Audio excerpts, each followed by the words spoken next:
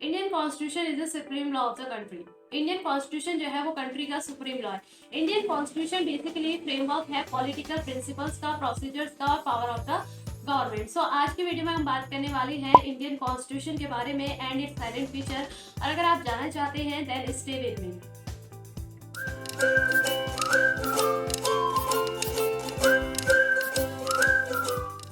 Hello and welcome, I am Shivangi Pandey और आज हम बात करने वाले हैं इंडियन कॉन्स्टिट्यूशन के बारे में। अगर कॉन्स्टिट्यूशन के बारे में आपको बेसिक नॉलेज चाहिए तो आप इससे पहले वाला वीडियो चेक कर सकते हैं, लिंक मैंने डिस्क्रिप्शन में दे दिया। सो अब आते हैं हमारे आज के टॉपिक पे जो कि है इंडियन कॉन्स्टिट्यूशन और उसके साइलेंट फीचर्स के बारे में। सो इंडियन कॉन्स्टिट्यूशन जो है वो सबसे लेंथी कॉन्स्टिट्यूशन है वर्ल्ड का, बिकॉज जब इंडियन कॉन्स्टिट्यूशन को फ्रेम किया गया था तो ओरिजिनली इसके अंदर 395 आर्टिकल्स थे जिन्हें अरेंज किया गया था 22 पार्ट्स और 8 शेड्यूल के अंदर।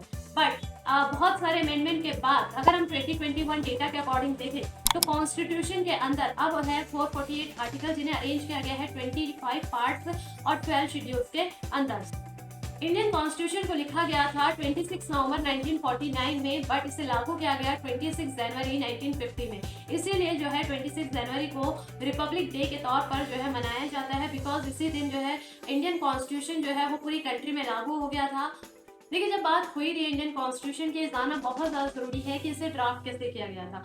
देखिए, इंडिपेंडेंस के बाद जो सबसे बड़ा चैलेंज था लीडर्स के सामने वो ये था कि इंडिया जैसी बड़ी और डाइवर्सिफाइड कंट्रीज को कैसे रन किया जाए, यानी कि इसके लिए एक ऐसा सिस्टम चाहिए जिससे कि कंट्री को जो है स्मूथली रन किया जा सके।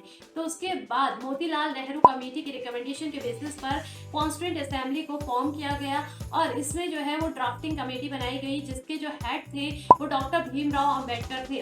उन्होंने जो है वो कॉन्स्टिट्यूशन को ड्राफ्ट करने में एक बहुत बड़ा कंट्रीब्यूशन दिया था।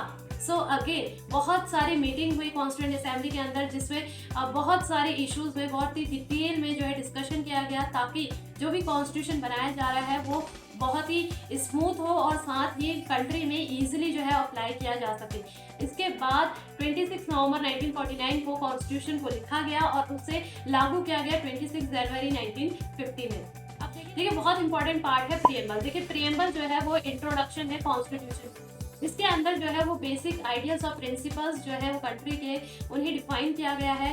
प्रिएम्बल जो है वो कॉन्स्टिट्यूशन का पार्ट नहीं है, बल्कि हम इसे कह सकते हैं की ऑफ द कॉन्स्टिट्यूशन। अब जो प्रिएम्बल है वो कोर्ट के द्वारा इन्फोर्सेबल नहीं है, यानी कि ये इंडिपेंडेंट है और इसके अंदर सिर्फ बेसिक प्रिंसिपल्स ही डिफाइन किए गए हैं। Salient feature of the Indian constitution, written, enacted and lengthiest constitution. देखिए, टाइप्स ऑफ कॉन्स्टिट्यूशन के अंदर हमने पढ़ा था कि कॉन्स्टिट्यूशन रिटन भी हो सकता है और अनरिटन भी हो सकता है। तो हमारा जो कॉन्स्टिट्यूशन है वो रिटन कॉन्स्टिट्यूशन है, यानी कि इंडिया का जो कॉन्स्टिट्यूशन है वो लेंथिएस्ट कॉन्स्टिट्यूशन है वर्ल्ड का, बिकॉज ये एक डिटेल और एलोबरेटिव रिटन डॉक्यूमेंट के फॉर्म में एग्जिस्ट करता है। सो इंडियन कॉन्स्टिट्यूशन के अंदर सिर्फ फंडामेंटल प्रिंसिपल्स ही डिस्क्राइब नहीं किए गए हैं, बल्कि इसके अंदर एडमिनिस्ट्रेटिव प्रोविजंस को भी बहुत अच्छे से जो है वो डिटेल डिस्क्रिप्शन दिया गया है। सेकेंड है sovereign, socialist, secular, democratic and Republic. देखिए, इंडियन कॉन्स्टिट्यूशन के अंदर कुछ बेसिक स्ट्रक्चर है, कुछ प्रिंसिपल्स हैं जिन्हें इजीली अमेंड नहीं किया जा सकता, और वही प्रिंसिपल्स हैं कि इंडिया एक सॉवरेन, सोशलिस्ट, सेकुलर, डेमोक्रेटिक और रिपब्लिक कंट्री है और इन प्रिंसिपल्स को अमेंड नहीं किया जा सकता है, यानी कि third is a universal adult franchise. देखिए, इंडियन कॉन्स्टिट्यूशन के अंदर जितने भी सिटीजन्स हैं जो कि 18 ईयर से अबव है उन सबको ये राइट दिया गया है कि वो इलेक्शन प्रोसेस में पार्टिसिपेट कर सकते हैं और साथ ही वही कैंडिडेट को चूज कर सकते हैं गवर्नमेंट को इजीली रन कर सकता है या जो उनकी चॉइस के। देखिए, इसके लिए बहुत ज़्यादा ज़रूरी है कि सिटीजन्स जो है वो वोटर के तौर पर रजिस्टर्ड हो और साथ ही वोटर्स में कोई भी डिस्क्रिमिनेशन नहीं कर सकता on the basis of a caste, creed, sex और द रिलीजन। सो ये एक बहुत ही अच्छा फीचर जो है वो कॉन्स्टिट्यूशन के अंदर एग्जिस्ट करता है। Next is Indian constitution is both rigid and flexible. देखिए, टाइप्स ऑफ कॉन्स्टिट्यूशन के अंदर हमने पढ़ा था कि जो कॉन्स्टिट्यूशन है वो रिजिड भी हो सकता है और फ्लेक्सिबल भी हो सकता है। सो इंडियन कॉन्स्टिट्यूशन जो है वो मिक्सचर है फ्लेक्सिबल और रिजिड दोनों का। सो कॉन्स्टिट्यूशन के अंदर, इंडियन कॉन्स्टिट्यूशन के अंदर कुछ प्रोविजन ऐसे हैं जिन्हें इजीली जो है वो अमेंड किया जा सकता है, इसीलिए फ्लेक्सिबल कॉन्स्टिट्यूशन भी हो गया। लेकिन वहीं कुछ प्रोविजन ऐसे हैं जिन्हें आप इजीली अमेंड नहीं कर सकते, यानी कि जिसके लिए आपको स्पेशल मेजोरिटी चाहिए और साथ ही कंसेंट चाहिए स्टेट्स का, और तभी आप इसमें अमेंडमेंट कर सकते हैं। इस वजह से जो है वो इंडियन कॉन्स्टिट्यूशन जो है एक मिक्सचर बन जाता है both rigid and flexible constitution का।